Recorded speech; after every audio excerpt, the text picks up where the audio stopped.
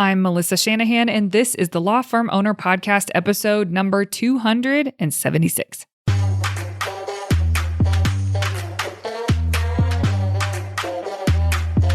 Welcome to the Law Firm Owner Podcast, powered by Velocity Work, for owners who want to grow a firm that gives them the life they want.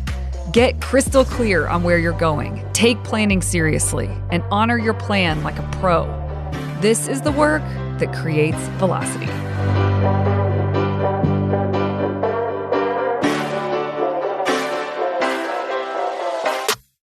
Hey everyone, welcome to this week's episode. It is rounding out here with Q3 and we're getting ready to start Q4. And I'm mentioning that I think sometimes we just run and we run fast and we don't really stop and think and pause. The turn of the quarter is a good time to do that. It's a good time to reflect on your quarter. It's a good time to make some plans for the upcoming quarter and beyond. So I highly encourage you to do that. There's no reason anyone listening to this podcast should not take time for themselves. Yes, I facilitate that. Yes, we will be thorough with that with members and clients, but you can do this on your own. You can take space. It is more than anything, it's about being intentional. And when you are intentional, good things come of it. So this is your reminder. It's the end of the quarter and you have one quarter left to finish out 2024. Think forward. What actually needs to get accomplished this year? What kind of plans need to be made? What needs to be marked off on your calendar, protected? Like, look ahead, get intentional, not just with your time, but with your plans and how you want to think about how you're going to finish strong. Are you going to get a system entirely completed and implemented before the end of the year so that you can start next year off on a really good foot? What needs to happen? Are you going to make that higher this quarter so that you can start 2025 off on a strong foot? What are you going to do? Be intentional. Don't just keep running. It's always an option to take some space, get a blank sheet of paper in front of you or a document, take a deep breath, set a timer for a certain amount of minutes, whatever you can. Everybody's got 15 to 20 minutes, and you'd be surprised what can come out of 15 to 20 minutes of just clearing your head and being intentional and thinking forward. So this is your reminder to do that. If you're inside the Velocity Work sphere, we facilitate that for you. You're good. We've got you. And for those of you who are interested in joining for the strategic planning that we're doing for 2025, that will be happening in December inside of Mastery Group. But for anyone who comes our way, we will find the right fit. We can plug you into the right strategic planning retreat and get the work done that needs to be done for you beforehand. And that looks different depending on the program. So if you want to plan really well for 2025, schedule a consult with us so we can figure out the right fit, because we need time to prepare the data, to get some information in place, to get some questions answered before planning, really good planning, can happen. So schedule a consult, figure out what does it need to look like for you. If you want some help planning for 2025, what does that need to look like? And we can help you determine that. So you can go to velocitywork.com. There's a schedule consult button. You can also go to velocitywork.com/Melissa, and that will take you straight to my calendar for consults. Okay. Here is what we're talking about today. The title of this episode is likely going to be, this is what I have written at the top of my outline: your team has to match the level of your goals. The reason we're going to talk about this is because I've seen too many firm owners with ambitious goals, but they allow their team to operate at a level that's not going to get them there.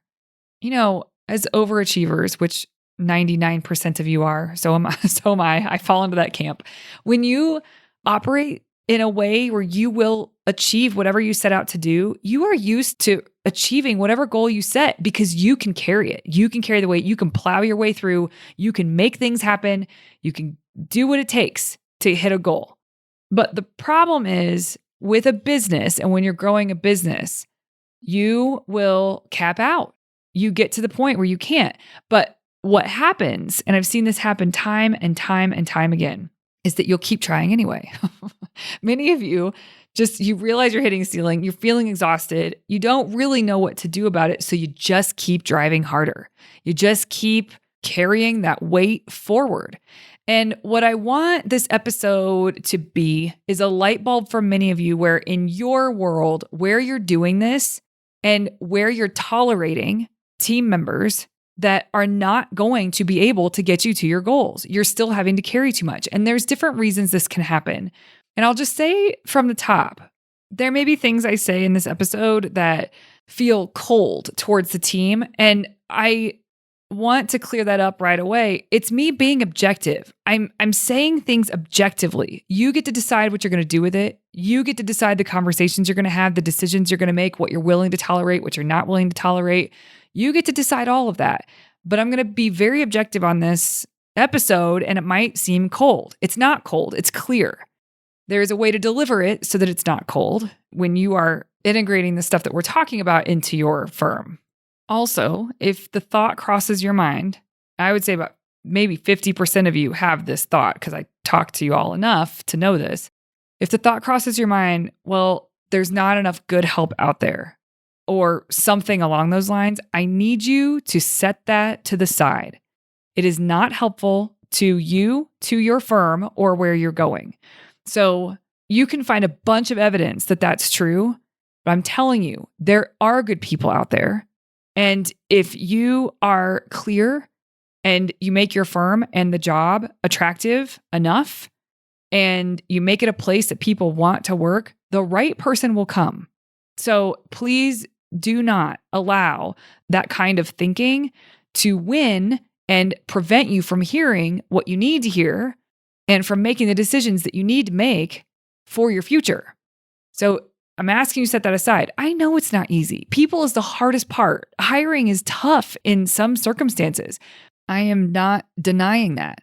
But so, okay, now what? You can't just sit back and tolerate. You have to be active. You can't be passive about this. This is you not actually taking the action that needs to be taken. And I don't mean just a little bit of action where you try to fix it, you try to find somebody and you get a surge of energy to do it because you have this desperation and then things get busy and you back off of it again. No, I mean focused attention on the decisions that need to be made and the actions that need to be taken. And most of you that have the story that there's not good help out there, do not try like the people I have seen try. And the people I've seen try and they stay with it, and they may not get the people right away, but they stay with it. They stay focused. They keep tweaking their ad. They keep working different things and making it their job to find somebody to come in. They get the right people. Okay, so I'm getting passionate about that, but it is pointless. It doesn't help anything to say out loud, well, there's just not good people around. I get why we do it. I get why that comes out of your mouth. I get why that could hit your brain, but you have to redirect your brain into something more productive. Even if you can prove it true, I don't care. It's not helpful. You have to direct your attention, your focus, your actions. All of it needs to line up to actually get the result that you're saying you want. Okay, now that I'm done with that rant, we can get into what I was going to talk about today. Your team has to match the level for the firm that you're building, not for where you were before and what worked before. If you are making plans and you want to grow and you want to grow in the ways that you want to grow and you want to do it sustainably and you want to do it in a way that makes sense for you, you are going to need a team that matches where you're going, not where you've been. And listen, this comes down to a few things. The first of which I'm going to talk about is how you view yourself and how you are showing up. Because if you aren't clear about where it is that you are going, it's going to be very hard to decide what kind of team is going to get you there. Get you where? You don't even know. You just know you want more growth. You just know you want more freedom. You just know you want more money. No, that's not good enough. What are you trying to build here? What's underneath this? And when you are clear about that, and when you have specific set goals with conditions, then it is easy to see where there's discrepancies within the team. It's easy to evaluate. And listen, we're all about facts, not feelings. So I'm not just saying that you're going to be able to see, oh, this is the level that I want to get to in terms of growth and freedom and margin of money and all of that. And so then that means I'm going to need this, and this higher. You can't just rattle that off. You have to dig into the numbers, and it's important to do that so you don't just bloat out your organization with people when you don't really need that many people. So what you think you need, you have to prove out through the numbers. And what do you expect out of each of these people? What are their sets of responsibilities? What is your people cost percentage? I have talked about all these numbers before, so I'm not going to keep going down that rabbit hole on this episode, but you have to be clear about who you need and what needs to get done. And setting expectations, when you understand that with clarity and you understand core values and standards that are inside of the firm, that level of clarity means that then you can articulate it in a way that allows your team to rise up to meet it. If you can't articulate it, you are not going to get a team that is going to rise up to meet anything because you aren't giving them a bar. You aren't giving them a vision. You aren't giving them something to say, hey, this is how we roll here. These are our standards. And you can't institute accountability if you can't say that stuff. So the first thing that is in the way for people when it comes to having a team that's a match for the firm you're building is you. If you can't articulate where it is you're headed, what matters to you, values that everyone in the company needs to uphold, you can imagine it's going to be very difficult to have a team that's going to be able to rise to what you want, to rise to be able to operate in the ways that you want them to operate, in order to get this firm to where it is that you have an idea of where you want it to go.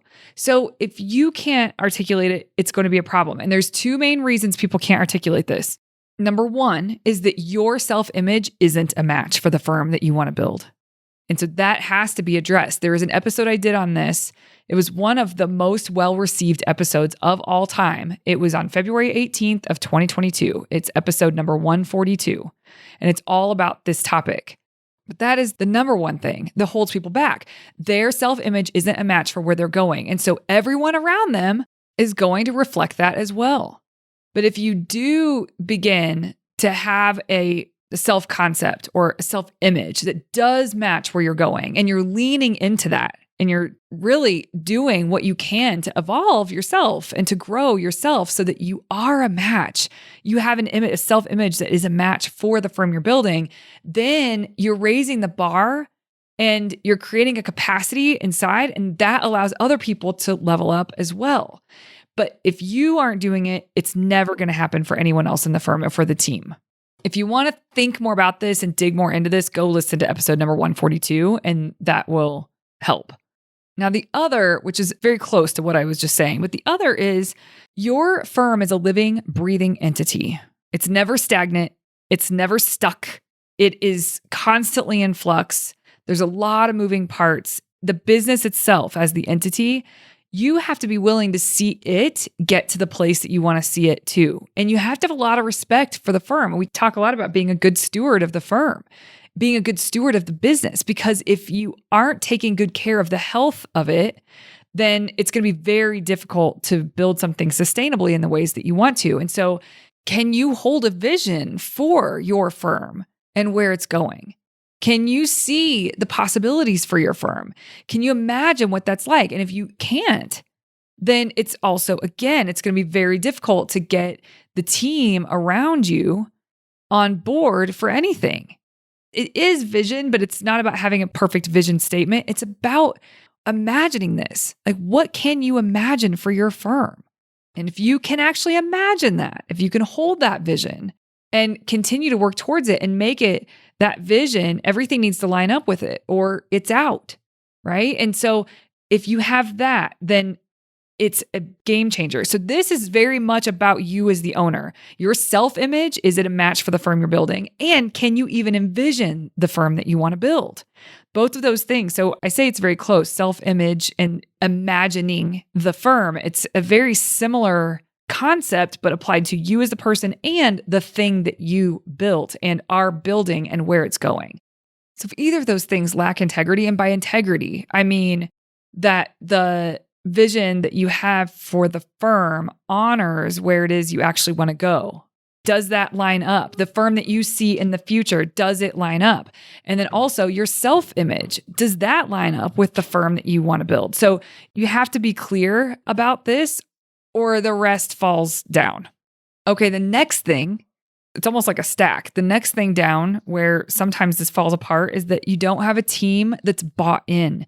Now, you can see why I talked about the first set of things first with self-image and then what you imagine for the firm. If you aren't clear on that, it's very hard to get your team to buy in on something other than a job.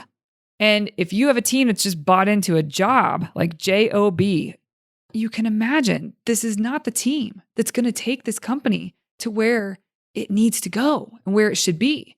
It's going to keep things at status quo. What I mean by that is a team that has an attitude of complacency. It's just good enough. The mindset of good enough instead of striving for excellence. There's consistent failure to hit milestones or meet deadlines. It's just not quite important enough. Or there's a lack of accountability or ownership from team members. And again, this is why I started with you as the owner. This all starts with you. And when I say it all starts with you, you do not need to be perfect at it, but you need to be intentional and you need to keep making progress into developing yourself and getting clearer over time. I mean, you'll have strides where you get really clear and then maybe there's bits and pieces over the coming months where you get clearer, but I'm pretty clear about the vision and where I want this company to go and how I want to serve law firm owners. But I did a vision workshop last week with Tara Gronoff for our company just to get it even better, like solidify it further. Because the more I can do that, the better I can lead this company to where it needs to go.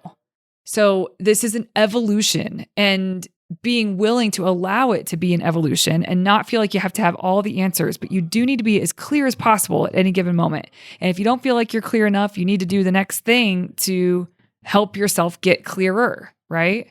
And if you do that, this will prevent a complacent team. You won't tolerate it. If you're doing the work to get clearer and clearer and clearer, and you step into that more and more and more, and your self-image begins to expand in terms of what is possible, what capacity you have as an owner, the direction you're headed, and there's a confidence and a competence that's developed there, you will not tolerate a team that is subpar from where you're going. You will create a team and you will create alignment with you and with your vision. If you don't have it, there's nothing to create alignment to. So of course, one would end up with a team that has a good enough mindset, have air quotes around good enough. It's good enough. They're not great about hitting milestones or meeting deadlines. There's not a lot of accountability or ownership from them. Of course, that's what you end up with. And the last reason that people tend to tolerate teams or team members that are not making the cut, they will not get you to your goals. They're not the team members that are going to do it. And you can't do it all on your own. We talked about at the beginning. You will hit a ceiling. You may keep driving and you may pick up slack and you may micromanage because you have team members that aren't really stepping up in the ways that they need to. And maybe that's because they're not bought in, maybe. So there's improvement there that you can do on your side, but you cannot just keep tolerating it. This problem will get worse. The longer that you keep team members that are not playing to the level of what it's going to take to go where you want to go, God, the opportunity cost is insane. But we don't stop. We don't stop to look at that. We don't stop to calculate what it would mean to get somebody in there, what would be possible for the firm. And there's no way you can know that for sure, but you can certainly play around with some numbers and see, instead of just accepting that this is the team that you have. And listen, for some of you, this is one person on your team, one person. And for whatever reason, you've tolerated them, which that's what I'm going to go into next, is one of the main reasons that people tolerate is fear. They have fear of confrontation, fear of hard discussions, fear of hurting people's feelings, fear of being the straw that breaks the camel's back. It's all this fear, and it's all in your mind. Now, you don't know. Maybe you're right. Maybe it is I'm putting air quotes again, the straw that breaks the camel's back. Maybe you do have that hard conversation and you do your best to ensure that the delivery is how it needs to be. And let's just say that the person gets upset and quits. Well, don't you think that it's better now than later? The more time that goes on, the harder and harder it will be for that person to quit. It'll be harder on you. So the sooner, the better. You can't avoid conversations out of fear. So yes, you might hit some stuff that you didn't want to deal with. You might have an open position because of it, but you cannot live out of fear. If anything, you could be strategic. if you really think that's going to happen, maybe you already get ahead of the game because you know you need players that are going to rise to the level. This is a team for you. These are players on a team. That's how you want to think about this. This is not a family. We don't just keep the weird uncle in the basement. Like, no, this is a team. People get cut. And also people get to stay and be a part of something amazing. And should they rise to the level that you're allowing them to rise to? So when you have these conversations, if you want to hedge your bets a bit, you can. You can get the ads out there, put out the word that you're looking for some help. You can do whatever you need to do to get ahead of the game a bit, and then have that conversation and do your damnedest to make that conversation go well, to be a successful conversation. Decide ahead of time what outcome you want from that conversation and get that outcome out of that conversation and do it in a way that's connective with your team member. Do your best. But sure, you can hedge your bets a bit, but you don't get to not have the conversation. You don't get to just keep someone on your team and expect your firm to grow in the ways you want it to grow. It won't happen. You will be frustrated even if your firm grows with those players on the team that are subpar and they are not providing the value to the firm that makes sense for what you are paying them. And as long as you keep those people on your team, you won't grow in the ways you want to. But even if you did, let's say in terms of revenue, you grew, you create a bigger problem. The bigger you grow, the bigger your problems get, the more magnified. When I mean bigger, sure, some problems change and you get some bigger problems than you could have had when you were smaller, but the problems that you didn't address will magnify and will be a bigger thorn. So don't do it. Just don't do it. We are playing the long game. You don't need to be in a hurry with any of the stuff I'm talking about, but you do need to be clear and intentional with the stuff I'm talking about, because if you don't, you're going to pay. And if you don't, that's the other thing. If you don't make these calls, it just means that your self-image isn't matching where you want to go. You're not being honest with yourself. You're not having the hard conversations. You're not setting up development plans for your team. You're not trying to connect with them. You're not trying to share your vision about where you're going and why it matters and how you roll here and the core values. And you allow fear to keep you stagnant in many situations because you're afraid of what they'll think. You don't want to hurt their feelings. You're unsure of how they're going to take care of their family. This is coming from a very good place, but it's not serving anyone. It's not serving the firm. It's not serving your team. It's not serving your clients. It's not serving you. And really, if you really want to get down to brass tacks, it's not serving the person that's on your team. It's not, that you think is performing in a subpar way. So stop tolerating a team that is subpar. You're not going to fix a team that isn't performing very well overnight. But you have got to get clear that there are expectations and you need to articulate those expectations kindly. And you need to give them what they need in order to fulfill those expectations. And through that, like regular feedback and coaching, do not let go of what the expectations are. They've got to meet them and you will help them. You will do it. We will work with them and meet them, but you cannot allow them to not meet expectations that have been set. So the clearer you are about the firm you want to build, and if your self-image is progressively becoming more of a match for you as an owner and you as a leader, then that is really going to open you up and allow you to be able to articulate the things that really matter. And then you can get your team to buy in because you're the kind of person that can articulate where it is we're going and the standards that need to be in place. And when you can articulate that, you give them the opportunity to rise up. You give them the opportunity to buy in, and you get the opportunity to be clear and clear about expectations. And so when you can do that, then you get to hold them accountable and you get to work with them on development. And whatever the reason is that stops you from doing the things that I'm talking about right now, you have got to clean it up. And it might be something to do around self-image. It might be something to do with a lack of clarity on where it is you're headed for. It might be because you don't want to hurt someone's feelings. You really care about the people in your firm. You do care how they feel. And so it holds you back from having conversations and setting expectations. Maybe you care about what they're going to think about you. Like it's been a relaxed environment and you're going to start taking things more seriously and you're going to be clearer and you're going to articulate where it is you're going. And they may think If they've been around for a while, okay, crazy lady. Like I just had a conversation with someone who she said, they're probably going to think that. I'm like, so let them think that. This is not about them. It's about your firm. It's about growing it. It's about creating the space and the high quality product and the healthy business that you could have. That's what this is about. And of course you want them on the team, but let's go. You have got to raise your standards. As I'm saying this, that reminds me of a speaker that I once heard that was talking about when he talks to business owners and they say that they have a high pain tolerance. He said, when someone tells me that they have a high pain tolerance, to me, it means that they have a tolerance of low standards. And I thought, oh, that's interesting. And then he went on to talk about it. And when someone says to him, well, I've got a pretty high pain tolerance for this, or I have a pretty high pain threshold for this. And oftentimes it is talking about team. His response to them is, I'm sorry to hear that. I welcome you to improve your standards. And that is kind of what this feels like right now. You know, the other thing I'm going to say when it comes to this topic is I've worked with firms, especially I could think of private clients where this has been true. And when you first work with them and you get under the hood, you get clarity about the numbers, you do help them make a plan for where to go.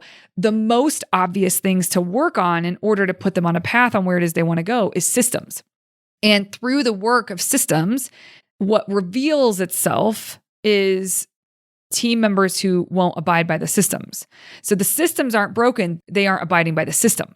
So it's a people problem, not a system problem. And so the people problems will surface as you start to implement systems. And before we do this, oftentimes there's conversations about red flags in people that they think they might not be a right fit. I don't know if I'm going to be able to coach them up or if I'm going to be able to develop them. I'm not sure that they want it. I'm not sure that they're the right fit.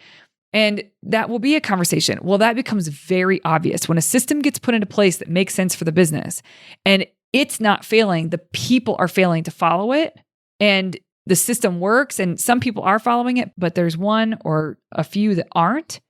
That's a sign.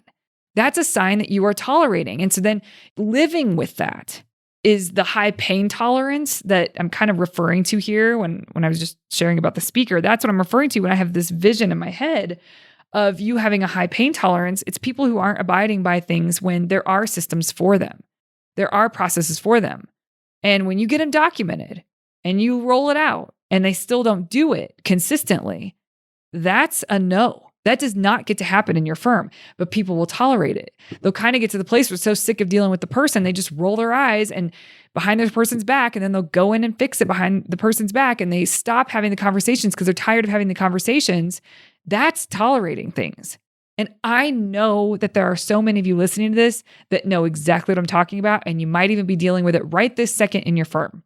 You have got to stop tolerating a team that does not match where it is that you want to go. And it does make me think of an episode we've done before on high confront and how important it is to have high confront. And there is a way to think about delivery, but you have to be willing to confront situations when they come up. Do not get passive. You do not tolerate. You address it. That episode is 228. So if that is something that you feel like you want to work on, you can go listen to that episode and hopefully find some different ways to think about hard conversations. Again, this doesn't happen overnight. You don't have to switch out your whole team overnight. You don't have to make any drastic calls, but you have got to take whatever the nugget was that stood out to you from this episode, and you've got to become obsessed with it. Because if you don't, you will not change. And so if that's first this self-image or self-concept, go listen to that episode and dig in and start doing some work there. And sometimes it's not a ton of work. Sometimes it's just a light bulb that needs to go off for you. So dig into that part. Sometimes it's clarity about where you're going. Dig into that part. Get yourself involved in something that's going to help provide clarity, that's going to force you to think, that's going to facilitate you thinking about this stuff. And then from there, if you feel like you've got that down, the first part, then from there, move into getting buy-in from the team. What do you need to do better? How do you need to show up differently to get buy-in from the team? What kind of expectations do you need to set? What kind of vision can you paint? What kind of standards can you share that are how we need to roll here and core values as well? Doing that is important because that is how your team will buy in. It's not just a job if you do this work of working to get their buy-in. And then, and only then, You address your fears on having those hard conversations. That's it. Those are the main things that keep people in a place of tolerating a team that does not match where they want to go. If you are trying to hit a goal that feels like a stretch, let's say, for example, you are at $650,000 and you're stretching for $1 million this year. Really be honest. Do you have the team that's going to get you there? Because you cannot carry that on your own. Do you have the team that can allow $1 million to become inevitable? And if the answer is no, you need to take a good hard look in the mirror and make some calls and do some work. And only you know where that work needs to be done. All right, my friends, that's what I've got for you today.